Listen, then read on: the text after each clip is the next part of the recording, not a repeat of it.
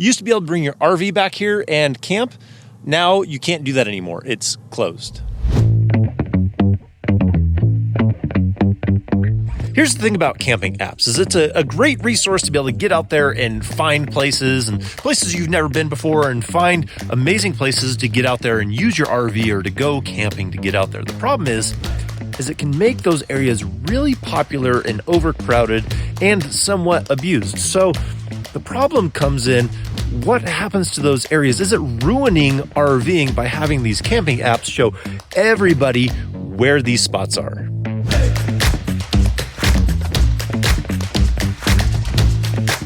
This here is a free campsite. Here's another one. This one's surprisingly free: picnic table, fire pit, and restroom facilities. This one here is pretty amazing. It's huge, so if you had a couple of families and you wanted to camp together, this would be an excellent spot. So if you're traveling across the country and you're not familiar with an area, it's great to be able to pull up the app and be able to find a place like this to be able to go camp. As an RVer, it's nice when you're the one traveling and finding these places, but what about it when it's a place that you kind of grew up going to and then it starts getting used more?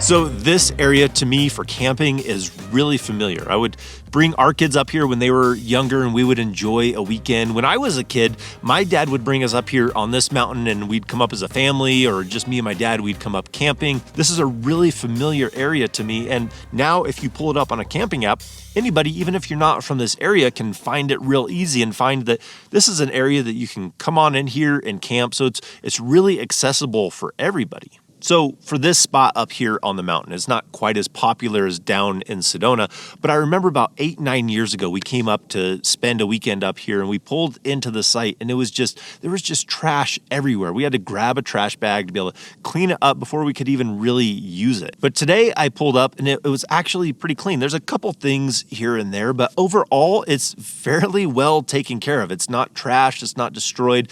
You could pull up and enjoy the site just as it is right now.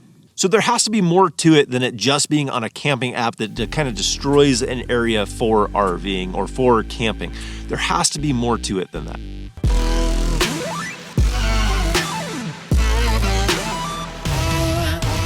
So this area right here was probably the most popular area in this entire valley leading up to Sedona. And Sedona is a beautiful place. A lot of people want to go to Sedona for the hikes, the sights, the red rocks. It's a beautiful area.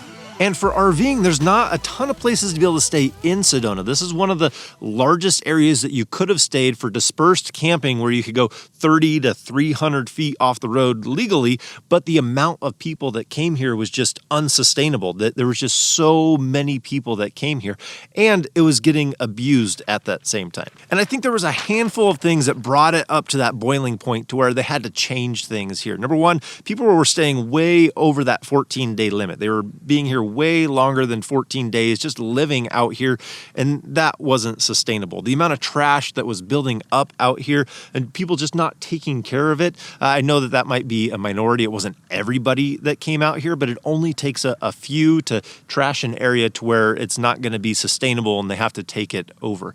Number three, there were some closures in the neighboring national forest that drew people in this way. You know, when there's less areas to go camping, you do go to the area where it is available. And then another contributing factor was the amount of off-road activity that was happening out here. A lot of ATVs just kind of cutting new areas, new roads, and then RVers would take that area because it looked like a new section was kind of cleared out. And so it created a lot of dust in this area, a lot of expansion of the camping areas to where it just wasn't sustainable, and they had to end up shutting it down and taking over. And now you have to camp in these like clusters out there. So it's little designated areas where you can camp, but you're all just kind of crammed into one area. So I can see why this area became so popular. It's so close to Sedona, and that has such a large draw for people wanting to come and see that it was inevitable that it was going to blow up in this area. And that's why it became much more popular than those other sites that I was looking at this morning. I don't know what the answer is specifically for this exact location. I don't know if they'll be able to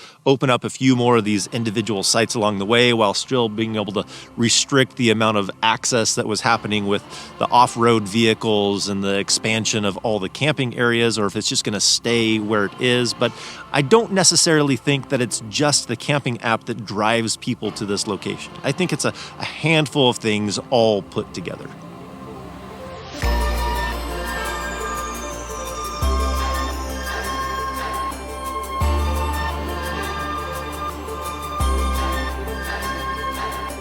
So for me, the bottom line comes down to people just really need to take care of the places that they're going out and using and camping. You can't just trash it and expect it to be there the next time. Or I don't know why you would trash it and leave it all junky for the next person anyways. You don't want to show up for it like that. So cleaning up after yourself is just a part of RVing. We need to make sure that we leave the area as good or better than when we got there. That's just kind of the mindset that I think needs to be had by the majority of all RVers, so that these places can remain open for us in the future. I don't think the root of the problem is that it's on a camping app and so it's accessible in that way and anybody can go to it, because this spot is on a camping app and it is in great shape and anybody can come here now and enjoy this spot. Now, some areas have like a trifecta, kind of like Sedona, where it's beautiful, it's easy access, it's kind of nationally known, lots of social media posts of people that want to go and see what is there, and it creates this huge amount of people that want to try and pack into that area. Even just trying to get to the trailheads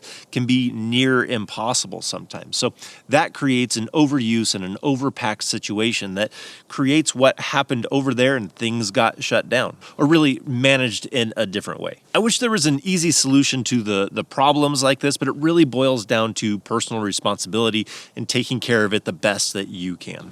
I have a side note and kind of an afterthought along with the subject. I think social media has a huge impact on whether an area is going to kind of blow up and get real popular. And so I try and be careful with the places that I mention or show or give locations to in social media posts, because some areas are just popular, like Mesa Arch. It's already popular. You're not going to make it more popular, but there's areas that I think could have a negative impact if you make widely available the information on how to get there easily. Sometimes half the adventure is trying to figure out how to get to that location, or looking at topo maps or satellite views, or just researching how to find these new locations. So some of those, I don't always share the exact location, and I think that can be a good thing. So that's going to do it for today, kind of looking at this question from different angles, how it's going to affect RVing, how it's going to affect RVers, and what we can do in the process of it all. So like I said, that's going to do it for today. If you guys like this video, give it a thumbs up. If you want to see more videos about RVing, hit that subscribe button. If we don't see you on the road, hopefully we will see you next video.